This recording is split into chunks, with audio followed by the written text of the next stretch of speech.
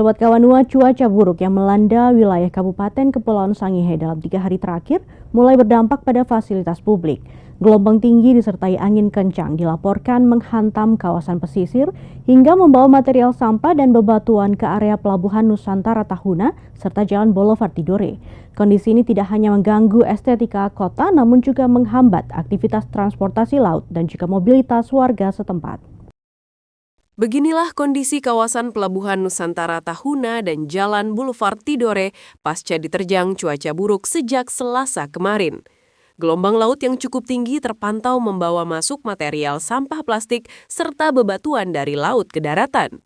Material sisa gelombang tersebut kini berserakan di area vital pelabuhan yang menyebabkan aktivitas bongkar muat serta mobilitas penumpang kapal menjadi terganggu.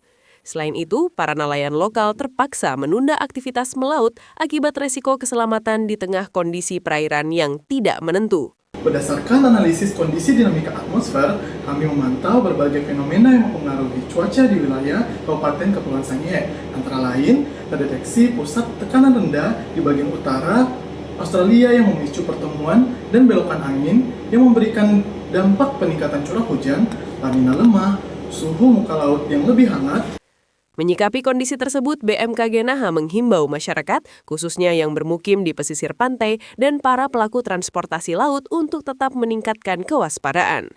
Warga diminta aktif memantau pembaharuan informasi cuaca resmi guna mengantisipasi dampak yang lebih luas. Dari Tahuna, Sulawesi Utara, tim Kawanua TV melaporkan.